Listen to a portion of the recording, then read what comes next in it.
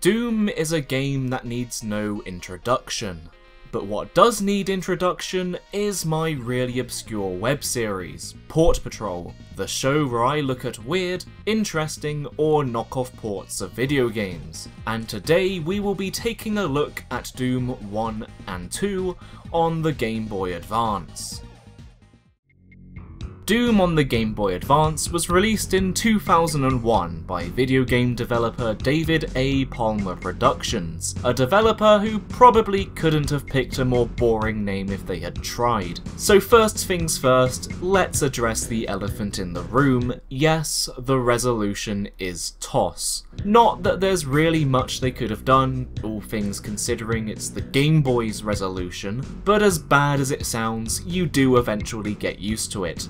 Enemies and items in Doom are usually distinct enough that eventually you'll be able to tell the difference between an imp and a shotgun, even when they're only displayed as a clump of 5 pixels. The graphics as a whole, resolution aside, appear to be on par with the original. I say appear to be because, well, it's a bit hard to tell. Most of the textures and sprites seem to be as high quality as they were. However, rather stupidly, the big exception to this rule are the 2 pieces of in-game graphics that you can actually see properly at all times: your gun and your HUD. Not really sure why they decided to reduce the quality of these sprites in particular rather than any of the others, but, well, yeah, I'm just not sure. There isn't really too much to say about the gameplay. It's Doom. Everyone knows what Doom is. They didn't mess it up. It's perfectly playable and still just as fun as it is on a PC, on an Xbox, on a PlayStation, on a mobile, on a printer, just any good version of Doom really, it's just as good as any of those. The game also runs alright. Not perfect, but alright. It has a few moments where it slows down, even some moments where it speeds up if you're looking at practically nothing on screen, but surprisingly enough, the game can still throw large amounts of enemies at you without any problem. Sound-wise, the game made the transition completely intact, apart from the bit where that was a complete lie and the music sounds awful. I guess in order to free up as much space for the rest of the game, they went for a really basic, almost 8-bit sounding rendition of the original Doom's soundtrack, and for some level themes it does work well.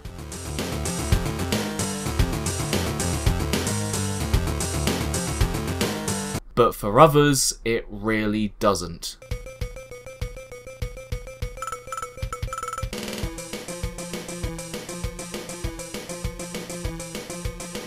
Even weirder is the fact they messed up the music order. The songs play on all the wrong levels, and I didn't even realise the track for E1M1, you know, only the most iconic song in all of Doom history, was even in the game, until I found out that the only level it now plays in is the secret level in episode 1. Although once I listened to it, I kinda wish I never found that out.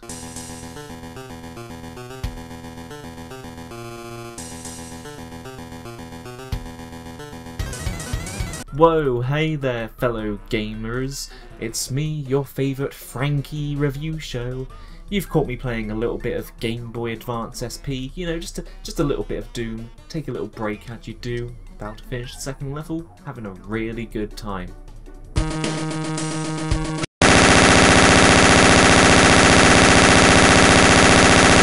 To be honest, I think the most impressive thing about this port to me was the inclusion of all the fancy little details they could have easily glossed over. Dynamic lights, varying light levels, and even super fine details like the tracks the doors slide up and down on. It's a very visually impressive game for a console that was never really meant to play 3D in the first place. For 2001, when this came out, this was absolutely the best way to play Doom portably. In fact, it was probably the only way to play Doom portably, come to think of it. It's just Doom with zero compromises, if you ignore all the very obvious compromises they had to make to get it working. Some levels have been cut down in size. Some levels are just missing entirely, along with some enemies like the Spectres, Cyber Demons, and Spider Masterminds. Sometimes the graphics are so detailed that it does make the distance blend into a visual mess, but I'd rather have this situation. because it's easier to make out objects where there's too much detail than some other completely hypothetical idea that definitely isn't foreshadowing to a later segment in this video, where the developers could have tried to reduce the amount of detail in the distance to make it look less messy, but ends up backfiring horribly, making the distance look ugly for a whole different set of reasons.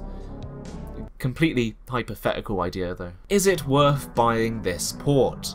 Well, that's a question you're gonna have to answer for yourself. And the real question would be, should I buy an inferior but still good version of a game I can get for practically free on PC for £16 off of eBay? And really, what kind of person would you have to be to go and do that? So this is my copy of Doom for Game Boy Advance.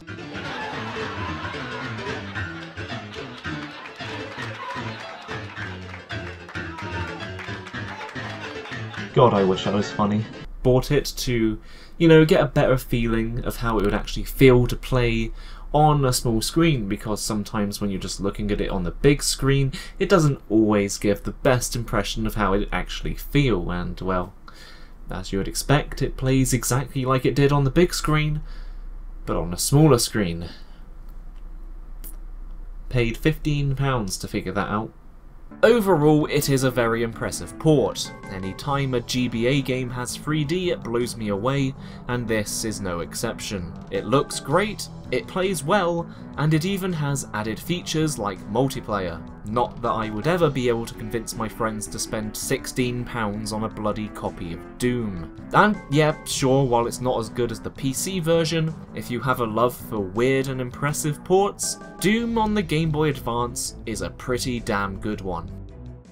Now, Doom 2 on Game Boy Advance is a little bit interesting. Doom 2 was just Doom 1 with some added stuff and shitty level design, but the Game Boy version was made by a completely different developer and is running on a completely different engine. So these two games that should be identical actually have quite a few differences that are almost certainly not interesting to anyone but me, but that also won't stop me from listing them all to you. Technically speaking, what the new developers did with Doom 2 is much more impressive, as it is missing no content this time. All 32 levels, even the Wolfenstein one, all the weapons, and all the monsters made it over completely intact. Some larger levels were spliced in too, but they're all still here. An impressive feat considering the much less complex Doom 1 couldn't even manage that. And it does all this while having a better soundtrack too, and properly sized graphics for your gun and HUD, making it much more faithful to the PC original. And gameplay wise, despite running on a completely different engine, it plays pretty much identically to how the first one did. It's just Doom 2 on a smaller screen. There isn't much else to be said about it. So Doom 2 is the superior port because it is literally a perfect recreation of the original with no cut content. Well, it's not quite that simple. When looking into these games, a lot of people online, and by a lot I mean pretty much everyone I came across, says that Doom 2 is the better port. Even this IGN reviewer, who said it was better than the first in every single way, and then proceeded to give it a much lower score. But when has that ever stopped me from putting my opinions on the internet for everyone to make fun of? Honestly, I really wish it would sometimes. The Order 1886 doesn't really have any reason to exist as a video game. Sonic fans call these early games the Golden Age, and if this is the Golden Age, then I'm determined to stay as far away from other Sonic games as possible. To me though, I tend to avoid playing my Xbox 360, seeing how bad games are getting for it. Me? I opt to play better game consoles. Like the Dreamcast. I've narrowed it down to 3 problems that hold back the port in my opinion. The 3 P problems. The first 2 being performance and presentation. Doom 2 is a much lighter game than the original, I assume to compensate for the original Game Boy's lack of a backlight. This means that effects like the dynamic lights are much more subtle, which makes it less striking to look at overall. The original had a brightness setting in the options menu, and so does this one, so I don't know what was wrong with how it looked originally.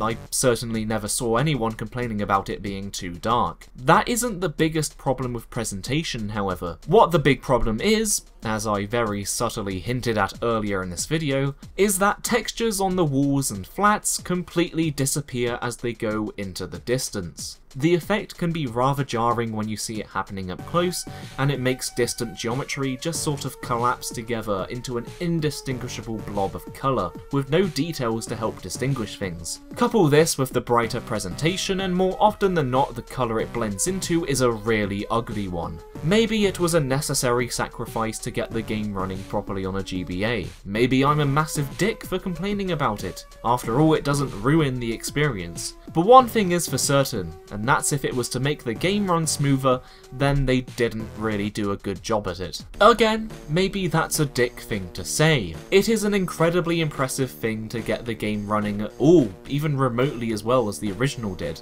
I am absolutely not shitting on the developers when I criticise this game. Had they worked on Doom 1 instead of boring developer name The Company, I'm pretty certain they would have done a much better job of it. If anything, the biggest shortcoming of Doom 2 on the Game Boy Advance is the fact it's a port of Doom 2. The levels are massive, sprawling, and confusing, with massive hordes of enemies. It's not exactly their fault that the game chugs badly at times as it tries to keep up with it all, but it does make it harder to play. Especially at times when it just descends into an awful mess of pixels.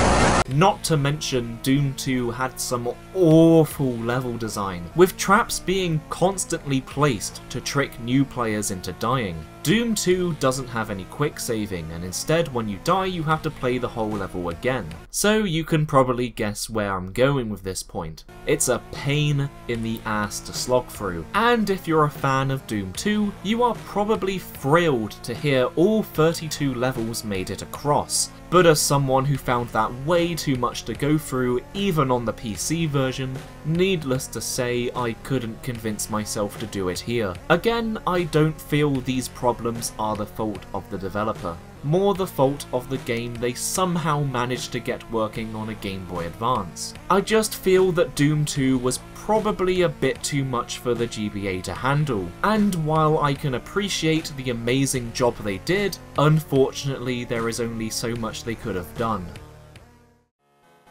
Although one thing I can criticise the developers for of this game is the third P.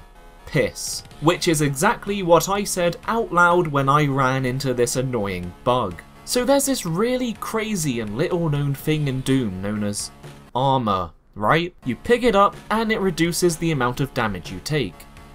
Pretty important item, you know, not something you want to mess up. Well, the port manages to get it right for the most part, until you get to the next level, at which point it then completely ignores the armour you have and all damage you take is dealt straight to your health. That is until you collect another armour pickup. Now admittedly this problem isn't as bad as it first sounds. I did think I had really screwed myself over when I entered the next level of maxed out armour, but as long as you can find an armour bonus or a supercharge, it does fix the problem.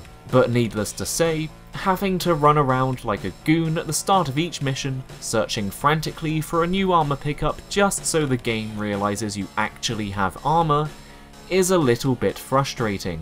Doom 2 is about as good as a port of Doom 2 that could really be made on the Game Boy Advance. Perhaps a bit too ambitious for anyone but proper fans of Doom 2 to enjoy, it is an incredibly impressive job, although one with too many issues for me to get full enjoyment from.